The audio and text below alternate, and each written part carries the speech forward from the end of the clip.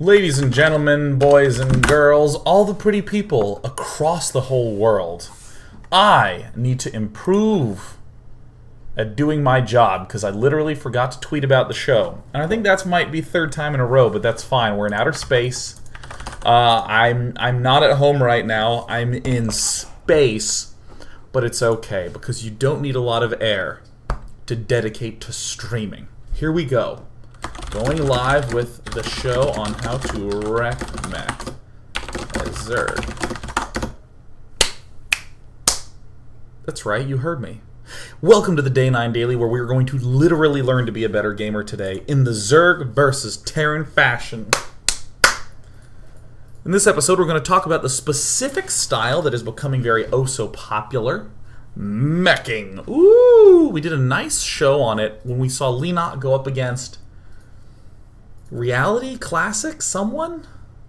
It was a few dailies back. You can go to day9.tv and look in the archive, and I talked about that from a sort of back and forth bouncing point of view, but we really spent a good chunk of time talking about the Terran side of things, what some of the foundations to the play, the opening, that sort of stuff. Here what we're going to get the opportunity to look at is from the Zerg side of things. Mech has become a real bitch to deal with, like a real pain in the knees. And as someone with recent knee pain, that's excruciating. You can't even exercise anymore.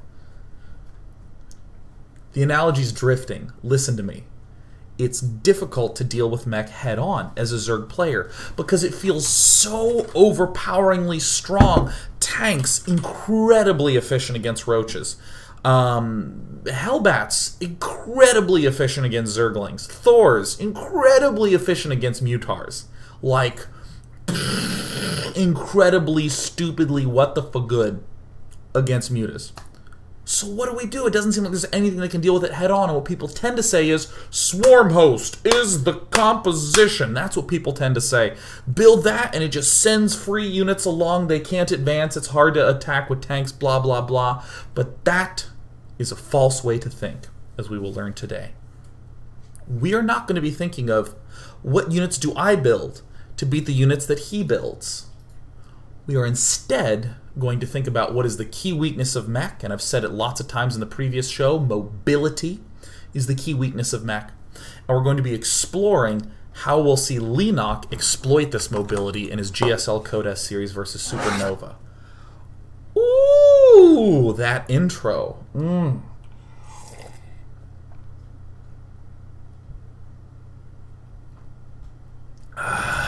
Water.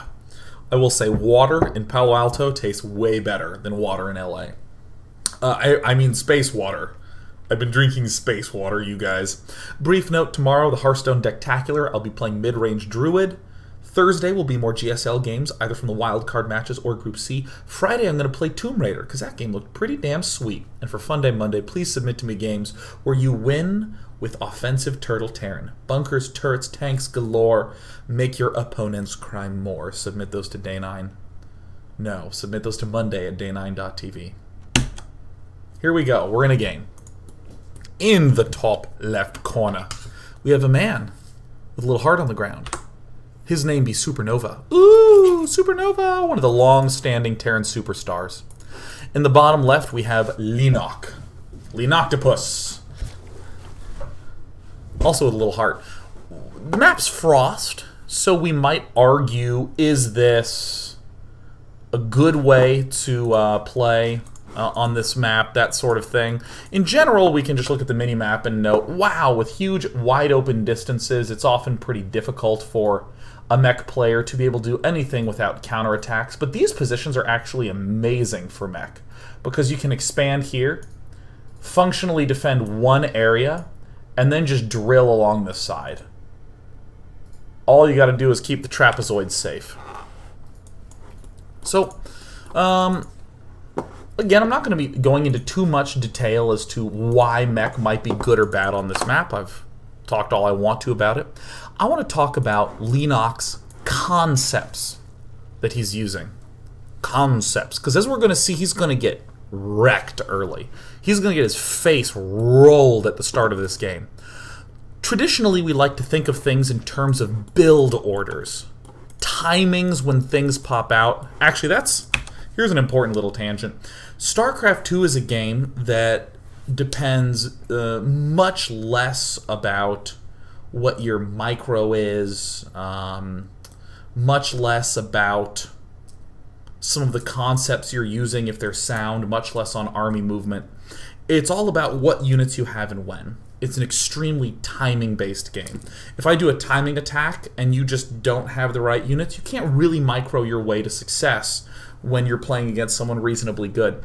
Both of you kind of have a limited room to work inside because units can basically do what they do.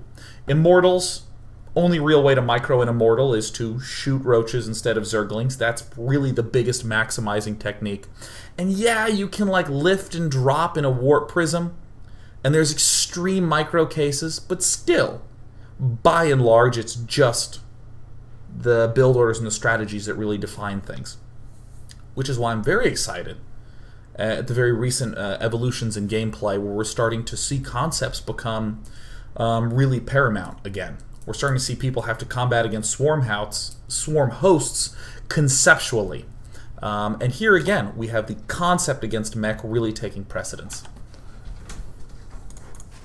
So we're going to see Supernova do a very reasonable Mech build. He's going to open up with Reapers.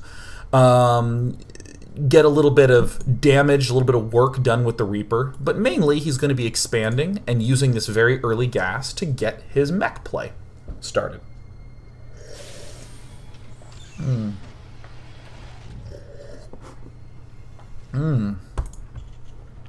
It's quite delicious. So good. Yummies.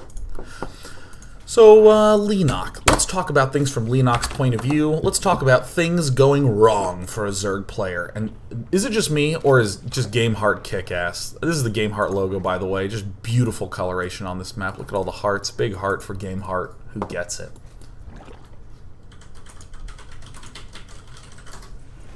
Alright, let's see here. Supernova. Getting in there, doing a little harassment damage. Great. Usual stuff, Lings being built, speed being researched. At this point in time, Leenock doesn't really know anything that his enemy's doing. Could be Mech, could be bio. This refinery has been the one since the start of the game. There's really no restrictions being put on Supernova's build right now. So everything Leenock's doing is just standard stuff. Very standard. We don't want to talk about how to beat Mech before Leenock can even identify that his opponent is going Mech. We don't want to just throw rock and hope that he throws paper. We want to do... How does that game work? We don't want to throw rock and just hope he throws scissors. We want to have extensive research. We want to... I shouldn't really compare this game to rock, paper, scissors. Because rock, paper, scissors doesn't have a lot of depth in an individual round. You cannot micro rock really well to defeat paper. I know it has the sort of iterative, long-term, interesting behavior of psychology, but you can't micro in that game, and you can't post-judge and reshape rock. You see how I'm having a hard time with this analogy? Let me just completely start over. I don't even need the analogy. We don't want to try to counter something that we're not sure he's doing yet. We want to get the information and make good decisions at that point. I really do nail these shows these days. Wow. 680 episodes of experience led me to that. And here we are. So cool, let me just talk about some of the basic things we're seeing Leenock do that gets me all wiggly and tickled. Not getting too much gas. Why? Because it takes so many minerals to spend all that larva, making sure that he gets his gas much later on. Much, much later on. But what is something interesting we're seeing out of Leenock? Not a third base.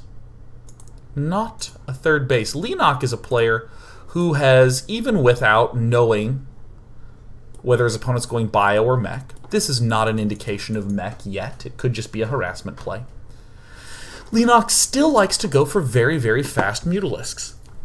Now, the general theme that we would use against biomine, which we must address because it's still possible, is the following. I'm going to get my mutalisks up, and I'm going to harass you a little bit while I get my 3rd base up and my 4th macro hatch up. And then I'll just get banelings and their upgrades, and I'll be kind of back to baneling mutalisk, which is what I wanted to do in the first place. And the mutalisks that I'm getting early will simply prevent harassment and harass him back. Pretty straightforward. It's actually a very intuitive way to play against a biomine player. But notice the hidden composition focus, the hidden timing focus in there. What's the way to beat biomine in a lot of direct my units versus his units type engagements? I'm going to use my mutas to deal with his mines and pick those off. And I'm going to use my lings to detonate mines and surround, so I can use the banelings to deal the brunt damage to the marines, and my mutalisk can shoot it as medevacs. It's a lot of mushing of units against each other. Against mech, not really going to be the case. We're not going to think of our mutas trying to pick off tanks and our roaches trying to pick off hellbats or any of that stuff. We're going to be thinking about concept, mobility. We just still want to make sure we can account for those other things. We want to make sure that we can still flow back into what is possible. Viking shows up, not an indication of mech yet. Technically, what Leenock could be thinking to himself is, well, Supernova has been meching a lot lately, so I will prepare for that. With a build that I think might be a little bit more advantageous, but we still see, hey, look at that, and expand coming up. Hellions coming down with Reapers. Absolutely possible to be doing mech or bio at this point in time. If you'll take a gander towards the production tab, he's going mech. Just to be curious. But Leenock doesn't know this for a fact yet. It's just getting some defensive lings, and here's where his suspicions might begin to grow. What is that barracks doing there? This might be the simplest example of if-then statements being understood properly. Or I should say either-or statements being used properly. Either he's going mech because his barracks is here, or he secretly is going bio, but he's doing it in a way that's horrible. Ta-da! So what you'll hear me say, both in commentary at tournaments and in the show, is I'll say things like this. I'll say, yeah, Leenock scouted this barracks, and the barracks doesn't have a tech lab researching, so he knows his enemy isn't going bio. Hidden in there is still, technically Supernova could be building barracks in his main base, but he'd have to build a whole barracks, which takes a minute, get a tech lab add-on, which takes about 30 seconds, and then start stim. That's a wasted 90 seconds to begin the most important upgrade for bio. If Supernova's doing that, it's bad. So I basically cross it off. Sure, he can be going bio, but it's horrible bio. So he's allowed to do it. Bad bio is actually bad. So here is where I'm going to conclude as Leenock. Oh, dude, you're totally not going to be going for bio. Now let's speed this game up a bit. So at this point, Leenock's going, oh yeah, you're probably going for mech. You could be going for banshees. Spore crawler pops down at this top side. Little harass going on here, pretty typical. Tries to run away, and Leenock's trying to do nice surrounds, but it's not actually going very well. Yada, yada, yada, yada, yada. I'm sure you've been in this situation before. And this is where Leenock's going, wait a minute, no mutalisks? You might even be going blue flame. Dude, I'm going to get roach and evo chamber. You're looking very mechy to me. Here's even another ling, just a double check confirmation. Dude, that barrack's still there. This fool's totally going mech. And then all of a sudden, a whole bunch of blue flame hellions arrive. Let's take a look at the situation. situation. Blue flame upgrade's done. There's 28 lings versus 13 hellions. There's 3 queens. Oh my god, crap. Butts. Double crud. Darnity-doo. Leenock looks like he will be dead to the blue. Flame hellions. So the Spire just finished. Mutalisks are popping out. And this is one of the big reasons I chose this game to go first. Leenock is gonna win this game. He's even gonna make it look kind of easy. He's gonna win. His economy's getting completely screwed. He's losing boatloads of mining time. He even loses a queen. He's gonna come down this ramp. It's not actually gonna be walled off. He's gonna cook himself some more dronies. Total damage is not catastrophic, but I mean it may as well be. There's 33 drones out on the field. To be clear, a lot of what was lost is, it's like potential drones. Leenock built like 50 Zerglings, which honestly could have been like 10 Zerglings and 20 drones. So there's a huge amount of damage that's being done to the economy. This really shows the status of Leenock right now. 33 drones. And if we look around, we see, well, no upgrades are done, only started. No real threatening units out other than the mutas. No macro hatch. What's a Leenock to do? Let's first take a look at what's happening over in Camp Supernova. Now, I want you to try to imagine for a moment what is actually happening. Look at me, so cunningly removing the production tab. Think about what's happened. A lot of Blue Flame Hellion invested. What are some reasonable things that we can say? Being a reasonable man. What can I say about what Terran's up to? Well, we saw a Viking. So we know he's got a starport up.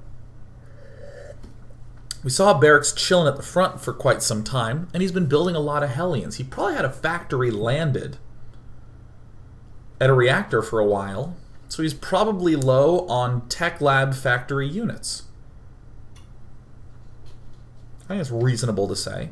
I'm not going to go nuts and be like, I think he is only at 4 factories with 1 building. I'm not going to do something enormous. Just, yeah, he probably doesn't have a lot of tech lab factory units. He probably doesn't have a lot of tanks or thors. And since Leenock has mutas, it's probably going to be thors that Supernova's building, and probably not a lot of tanks. Seems pretty good. Seems pretty good. And as we head on over, what do you know? In fact, there's no tech lab units. None. There's some mines that are getting produced. Those are going to be a little bit annoying.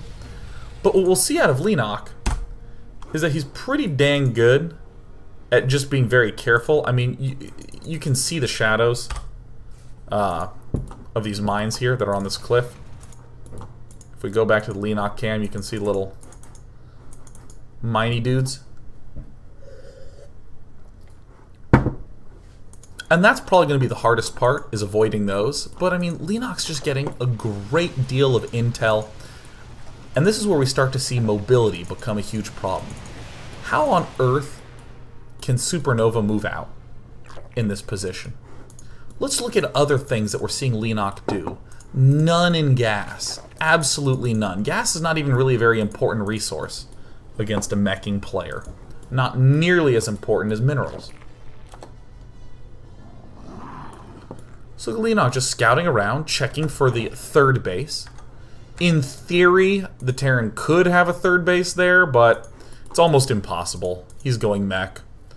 You can do just a simple thing like build yourself a Zergling and send it out. But hey, what do you know? Look at that. It's another hatch coming down. And I've talked about this before, that if mobility is the biggest weakness of a meching player, Let's build the most mobile, high-impact units that we can. Zerglings just die a little too easy to Hellions, so what's the next best choice? Roaches! What's another good choice? Mutalisk! Roach Mutalisk. Huge numbers of both work fantastically. So we're seeing that Leenock has already accumulated himself a nice chunk of drones. He has started to put dudes back into gas, but not an extreme amount. He has his main and his natural, and his third's got nada. Another queen even coming up here. So here the situation might again look dire. Ugh, our opponent has 3 Thors. Ugh, and Vikings. Bleh. But here's another very important thing to note. In terms of a head-on-head battle, the meching army has all the answers. The tanks beat the roaches, the hellbats beat the lings, the tanks and the hellbats beat the hydras, the thors beat the mutalisks, banelings just get demolished by tank hellbat lines. I mean, geez, it seems like there's no good answer because of the counterness, or whatever you want to call it, of the mech composition. Here's something very important, though, to note. The mech units are not flexible at all. Not freaking at all. Hellbats? Against roaches? Like, kinda... I mean, hellbats are kind of good by virtue of how cheap they are, but hellbats are never going to be able to catch up to roaches, and they can be kited really easily. Okay, tanks against zerglings? Hellbat Thor against roaches? Anything but a Thor against mutalisk?